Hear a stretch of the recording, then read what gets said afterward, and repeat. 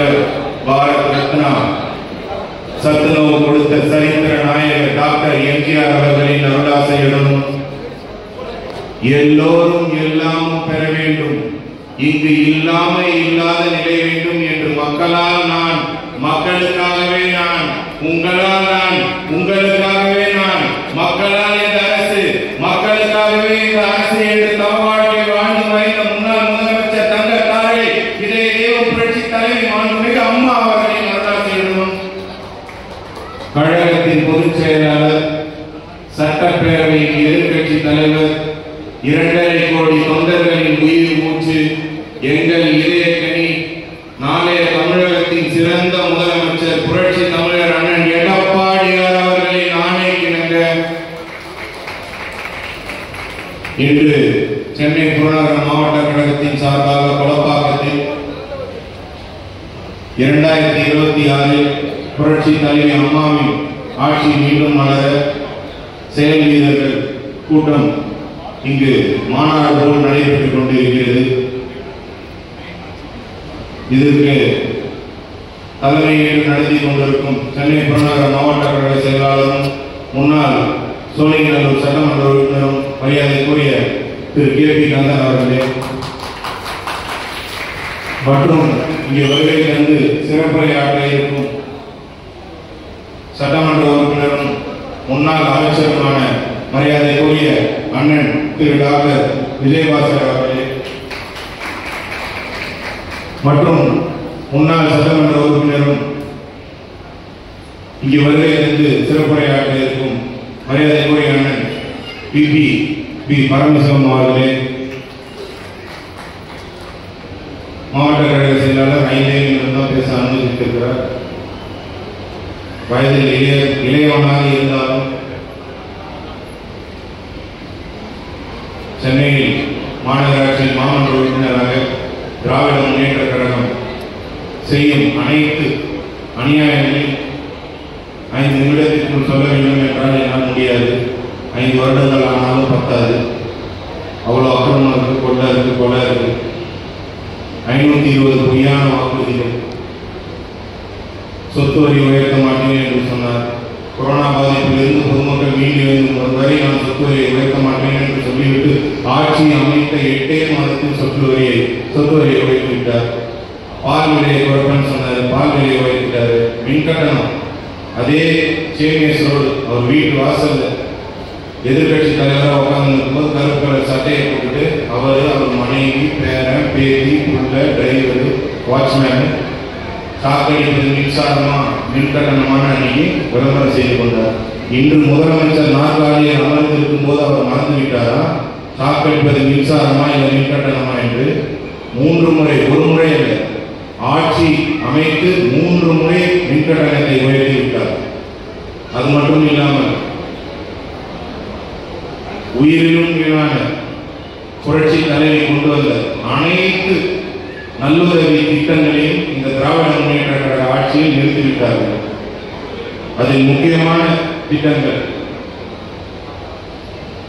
முதியோர் பென்ஷன், விதவை பென்ஷன், அம்மா கிளினிக், குழந்தைகளுக்கு படிக்கிற குழந்தைகளுக்கு மடிக்கணினி, அதையே நிப்பாட்டணும். பல கோடி ரூபாய் ஃபார்முலா கார் இப்ப மரீனால ஓட்டுறது தான் தமிழக மக்களோட வாழ்வாதாரத்தை உயர்த்தப்போதா? இங்க இருக்க யாராவது ஒருத்தர் அதனால பயனடைந்தீங்களா?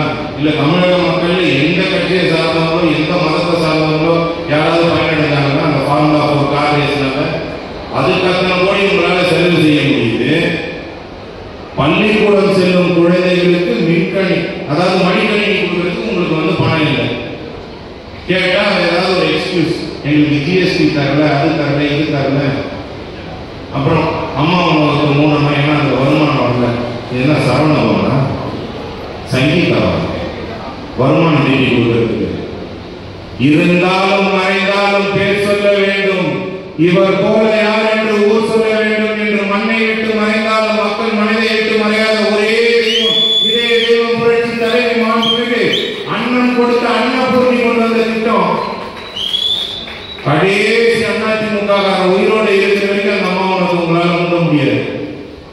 புரட்சி தலைவி சட்டமன்றத்தில் சொன்னாங்க, எனக்கு பின்னாலும் எத்தனை நூற்றாண்டு காலங்கள் வந்தாலும் அனைத்து இந்திய அண்ணா திராவிட முன்னேற்ற கழகம் மக்களுக்காகவே சொன்னாங்க. அன்றே கணித்தார் புரட்சி தலைவி அவங்களோட மறைவு. ஆனாலும் தெய்வ வாக்கு சொல்லிட்டு போனாங்க.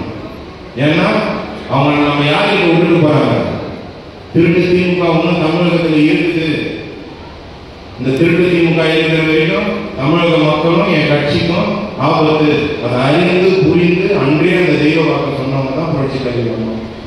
அதே போன்று புரட்சி தலைவர் அண்ணன் எடப்பாடியார் 4.5 ஆண்டு காலம் முதலமைச்சராக இருந்தார். கொரோனா பாதிப்பிலேயே தமிழக மக்களை சிறப்பாக சீரும் சிறப்புமாக மீட்டெடுத்த ஒரு முதலமைச்சர் என்று சொன்னால் இந்தியாவிலேயே அது அண்ணன் புரட்சி தமிழர் எடப்பாடியார் மட்டுமே சென்று சேரும். அதற்கு காரணம் என்னவென்றால்,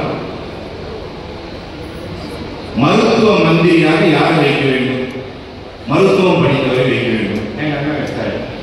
மருத்துவம் படித்தவரை மந்திரியா வச்சாரு. நான் சொல்ல வேணாம், இன்னைக்கு இருக்க சட்டமன்றத்தில் மந்திரி சபையில் யார் யார் எப்படி இருக்கிறாங்க, யார் யார் எப்படி வேலை செய்யறாங்க உங்களுக்கே தெரியும். A person who has done his medicine and MBBS, who is well versed in the technology of medicine, was there as the health minister there. இன்று நம்மளோடு அமர்ந்து கொண்டிருக்கும் அண்ணன் திரு டாக்டர் விஜயபாஸ்கர் அவர்கள் அன்று சுகாதாரத்துறை அமைச்சராக இருந்து கொரோனா பாதிப்பிலிருந்து மக்களை எப்படி மீட்டெடுக்கணும் ஓடி ஓடி வேலை செஞ்சார். பல்வேறு ஊடகங்கள்ல பார்த்துட்டு இருக்க காலம் போயிட்டே இருக்காரு. யாரோ ஒரு கண்பட்டு நடக்கும், வேலைக்கு மனுஷ கட்டிட்டு இறங்கி இருப்பார். பார்த்தா திமுக காரணம். அதுதான் அனைத்து இந்திய அண்ணா திராவிட முன்னேற்ற கழகம். 1972 பொன்மலை செம்மல் புரட்சி தலைவர் பாரத ரத்னா டாக்டர் எம்ஜிஆர் கண்டெடுத்த மாபெரும் இயக்கம். காஷ்மீர் முதல் கன்னியாகுமரி வரை பறக்கும் ஒரே கொடி அதிமுக கொடி. அவங்க யாருக்குன்னா ஹெல்ப் பண்ண தயாரா இருக்காங்க. இவங்களுக்கே தான் ஹெல்ப் பண்ணிக்க தயாரா இருக்காங்க. அவங்க குடும்பத்துக்கே தான் ஹெல்ப் பண்ணிக்க தயாரா இருக்காங்க. அதனால் பல்வேறு ஆலோசனை சொல்ற வயசு எனக்கு இல்லை. ஆலோசனை சொல்றவங்க எல்லாம் அமர்ந்து கொண்டு இருக்கிறார்கள். திராவிட முன்னேற்ற கழகத்தை பற்றி தெரிஞ்சுக்கணும். எனக்கு தெரிஞ்ச இன்னும் நிறைய இருக்கு. எனக்கு பேசுறதுக்கு டைம் பத்தாது. இன்னும் நிறைய பேர் பேச வேண்டியது இருக்கு. அதனால் இங்கு அமர்ந்திருக்கும் ஒவ்வொருவருக்கும் உங்களது பொற்பாதத்தை தொட்டு நான் கேட்டுக்கொள்வது என்னவென்றால், போஸ்டர்ல பேர் போடல, பேனர்ல போட்டோ போடல, என்னை கூப்பிடல, என்னை மதிக்கல, எனக்கு மனஸ்தாபம் இருக்கு, எனக்கு கஷ்டம் இருக்கு. அனைத்து இந்திய அண்ணா திராவிட முன்னேற்ற கழகத்தில் இருப்பவர்கள் ஒவ்வொருவரும் எந்த ஒரு மனஸ்தாபத்தையும் விட்டுட்டு 2026 எலெக்ஷன் நம்ம எதிர்கொள்ளணும்னா எந்த ஒரு சக்தியாலையும் அதிமுக ஜெயிக்கவே முடியாது. அதிமுக தோற்றத்துக்கு அதிமுக தாங்க காரணம், எந்த கட்சியும் கிடையாது. நான் மன வருத்தத்தோட இன்னைக்கு சொல்றேன், திமுகலாம் முடியாதுங்க. இந்த கட்சி எதிர்த்து எந்த கும்பனாலையும் முடியாது. அதனால் அந்த மன வருத்தத்தை எல்லாம் நம்ம விட்டுட்டு ஒரு ஃப்ரெண்ட்ஷிப்போட, ஒரு சகோதர தன்மையோட நம்ம செயல்பட்டால் புரட்சி தமிழர் அண்ணன் C4 ஜார்ஜை நோக்கி எடப்பாடி கே பழனிசாமி எனும் நான் அப்படின்னு சொல்ற நாள் மிக விரைவில் வரும். அவர் முதலமைச்சரா பொறுப்பேற்றால் மட்டுமே தான் விடுகாலம் பிறக்கும் இந்த தமிழகத்திற்கு.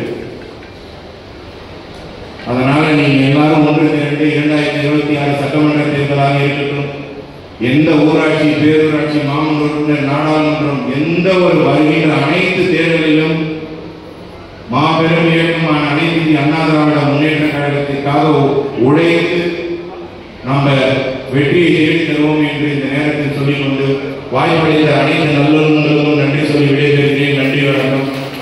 அண்ணா நாமம் வாழ்க, புரட்சி தலைவர் எம்ஜிஆர் நாமம் வாழ்க, புரட்சி தலைவி அம்மா